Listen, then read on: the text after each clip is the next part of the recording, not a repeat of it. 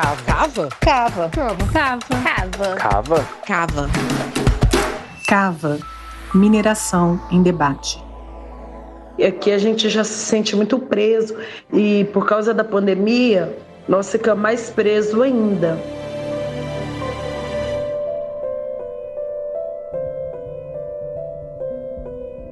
Olá pessoal, sejam bem-vindas e bem-vindos a mais um programa do CAVA, Mineração em Debate. O CAVA é um programa produzido pelo Comitê Nacional em Defesa dos Territórios Frente à Mineração, pela Rede de Pesquisa Rio Doce e pelo Grupo Terra, da UFJF, para promover um debate crítico sobre o modelo mineral brasileiro e compartilhar as experiências das comunidades atingidas pela mineração no país.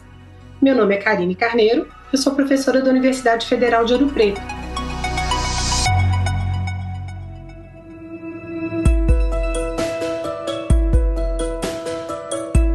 Estamos aqui com vocês hoje, dando continuidade a essa primeira temporada do podcast, abordando, portanto, a questão da Covid no contexto dos territórios minerados. Só que dessa vez a gente vai falar como essa relação mineração-pandemia afeta as comunidades no estado de Minas Gerais. Boa tarde, Cá. Boa tarde para todo mundo que está ouvindo a gente. Aqui é Bruno Milanês, professor da Federal de Juiz de Fora. Pois é, a ideia então hoje é conversar um pouco sobre essa relação entre pandemia e mineração aqui em Minas Gerais. Para começar o papo, a gente convidou o Leonardo Reis. Ele mora lá em Itabira, cidade que vem sofrendo bastante com a manutenção da mineração durante a pandemia. É importante levar em consideração que, como a mineração foi considerada atividade essencial e ela não foi paralisada, ela está profundamente ligada à interiorização da Covid no estado de Minas Gerais. Olá, Karine e Bruno. Aqui é o Leonardo Reis, eu faço parte do Comitê Popular dos Atingidos pela Mineração em Itabira e região.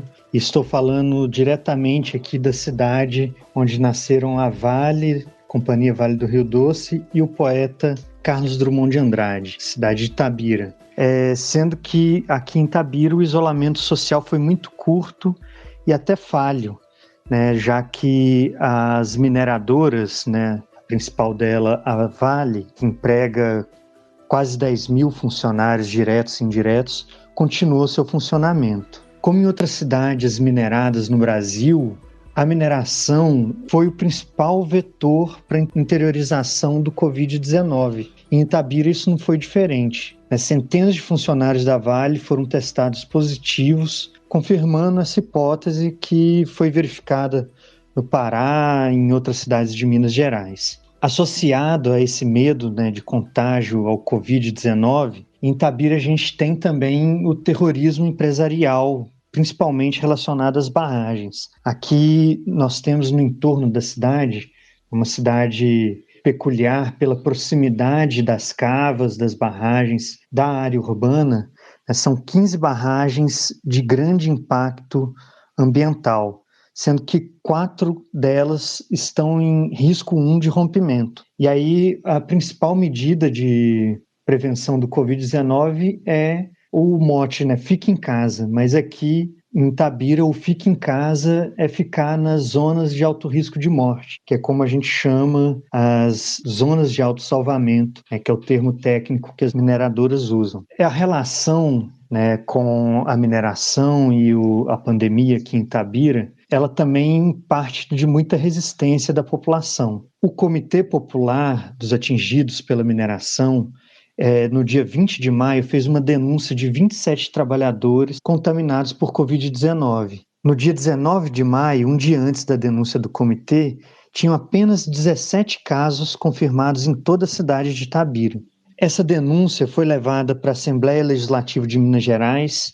Com isso, com essa visibilidade, no dia 27 de maio, auditores fiscais do trabalho interditaram as operações da Vale devido às condições sanitárias falhas, né, para a prevenção da contaminação, o que foi acatado pela Justiça no dia 5 de junho e permaneceu em vigor por 12 dias essa paralisação das operações da Vale, o que foi uma vitória inédita, né, nas últimas décadas aqui em Itabira. Desde a greve de 89, as operações não eram paralisadas pela força trabalhadores, pela força popular. Bom, então é isso, gostaria de agradecer a participação no podcast Cava e um abraço a todos.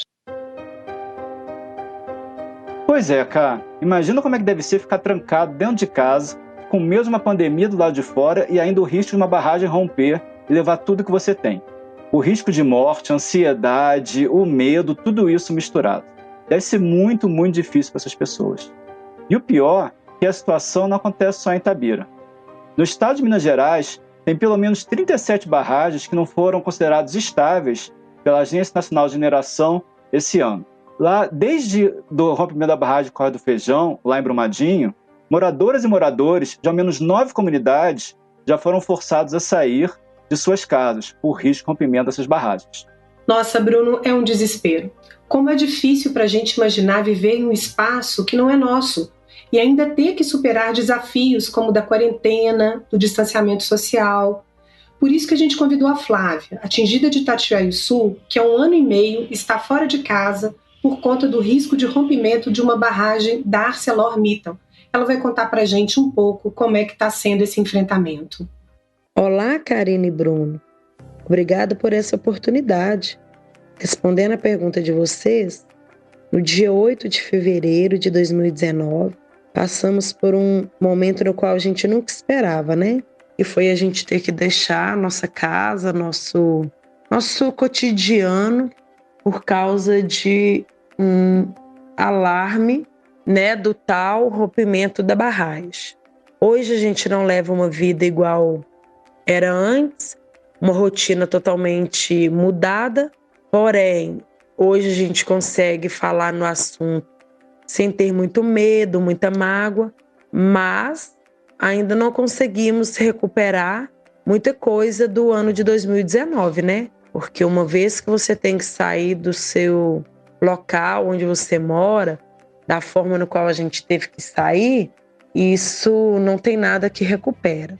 E também a gente, né, mal iniciamos o ano de 2020, veio essa pandemia, que aí acabou de completar, a gente já estava sem rotina, já passando assim, vivendo de forma privada e agora mais ainda. Mas assim, graças a Deus, eu não perdi meu trabalho, né?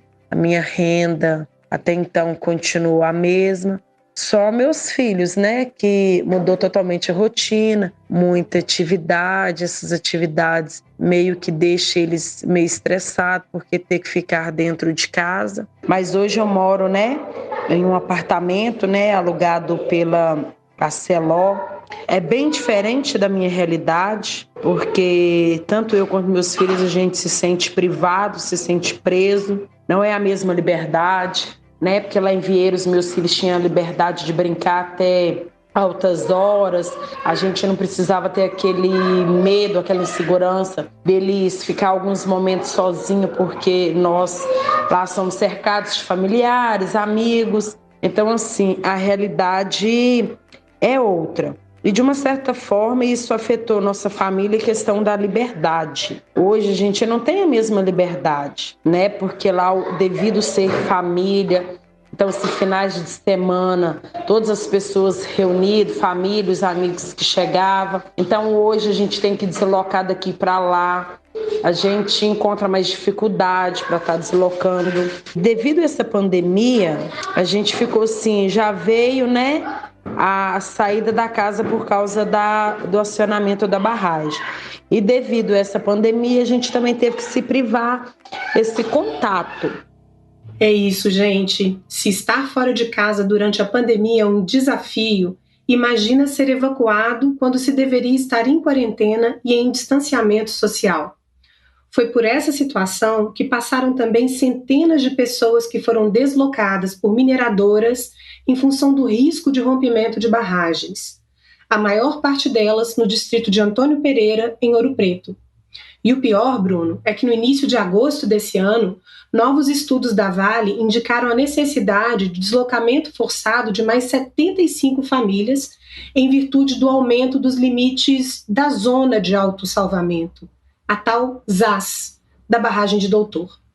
Poxa, cara, muito difícil imaginar o que essas pessoas estão passando. E por falar em deslocamento forçado, né? A gente não pode deixar aqui de prestar nossa solidariedade às famílias do acampamento Quilombo Campo Grande, que, no meio da pandemia, foram despejadas pela Polícia Militar de Minas Gerais, agora no dia 14 de agosto. Esse acampamento ele existe há 22 anos, produz mais de 500 toneladas de café por ano e lá moram 450 famílias. Foram 3 dias de muita luta, né? E durante o processo de despejo, a polícia destruiu uma escola com um trator, usou um helicóptero contra os moradores e lançou bombas de efeito moral. Essa expulsão ela não está diretamente ligada à mineração. Na verdade, ela está vinculada a uma usina de açúcar falida que deve mais de 400 milhões de reais para trabalhadores e para o Estado. Mas mesmo assim, a gente não podia deixar de prestar nossa solidariedade a eles e homenageá-los aqui no Cabo. Extremamente importante essa lembrança, Bruno, porque muitas vezes os pequenos agricultores são os primeiros atingidos durante a instalação ou a expansão de projetos também minerais. Conflitos dessa natureza, por exemplo, vêm acontecendo corriqueiramente na zona da Mata Mineira, na região de Muriaé e Miradouro, onde pequenos agricultores resistem à ampliação da área da Companhia Brasileira de Alumínio. E no contexto da Covid, são exatamente esses pequenos agricultores e agricultoras que tiveram que reinventar suas estratégias de luta. E como forma de fortalecer os vínculos com a população urbana e mostrar que a produção de alimentos, e não a mineração, é essencial no meio de uma pandemia, eles começaram a distribuir cestas solidárias de alimento para pessoas de baixa renda e que têm passado por dificuldades durante essa crise econômica. E para falar um pouquinho dessa rede de solidariedade, a gente convida a Gisele de Castro. Olá, Karine, Bruno. É um prazer gigantesco estar aqui com vocês hoje. O meu nome é Gisele, sou técnica em agroecologia, faço parte do NEAP, que é o Núcleo de Estudos em Agroecologia Puri, do Instituto Federal do Sudeste de Minas, campus Muriaé. Sou militante do MAM, que é o Movimento pela Soberania Popular na Mineração. Sou filha de agricultores, nascida e criada em uma comunidade da zona rural de Miradouro. Município este, que faz parte do entorno do Parque Estadual Serra do Brigadeiro. Desde longas datas, a gente trava uma luta de resistência e enfrentamento à mineração de bauxita aqui na nossa região, que é rica desse minério. Para quem não sabe, a bauxita ela é a matéria-prima do alumínio, mas ela também funciona como esponja nas topeiras de morro, que é onde ela é encontrada. Ela ajuda a infiltrar e a manter a água no solo. Por isso que é tão importante que ela não seja retirada, para que não ocorra interferência no ciclo hidrológico. Para além disso, a nossa vocação local é a agricultura familiar, a agroecologia. A população dos municípios do entorno do parque é majoritariamente dependente da agricultura. A gente precisa de terra fértil, de água boa, e assim a nossa luta é em defesa da soberania popular e em defesa da vida. Nos últimos meses, o mundo todo vem passando por uma situação caótica que é a pandemia do coronavírus, o que no nosso país ainda se agrava um pouco a mais devido à instabilidade e à irresponsabilidade governamental que a gente vive.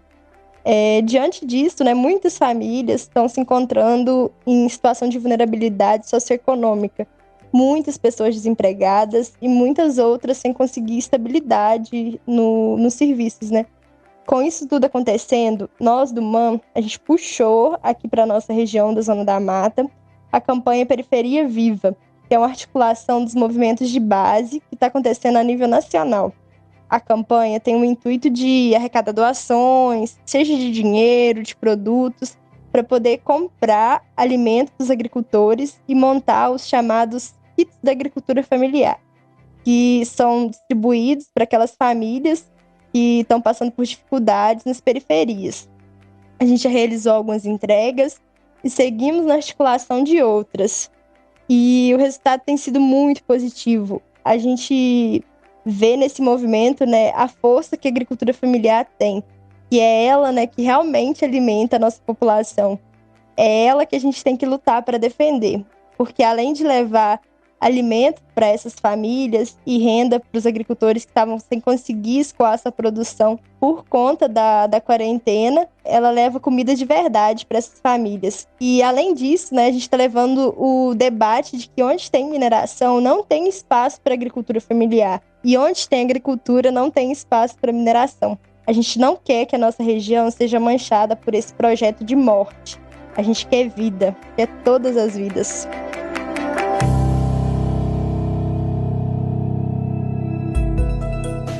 Bom, pessoal, é maravilhosa essa experiência, né? A agricultura familiar e a agroecologia, como Gisele contou pra gente, tem se mostrado essencial, não apenas como forma de resistência de comunidades frente à expansão de atividades que violam seus direitos e ameaçam seus modos de vida, mas também como meio de criar redes de solidariedade, palavra tão importante nesse tempo de pandemia. E ainda, a agricultura familiar é exemplo de uma política alimentar de vida, porque é ela que não traz o veneno tão utilizado pela agroindústria para as nossas mesas.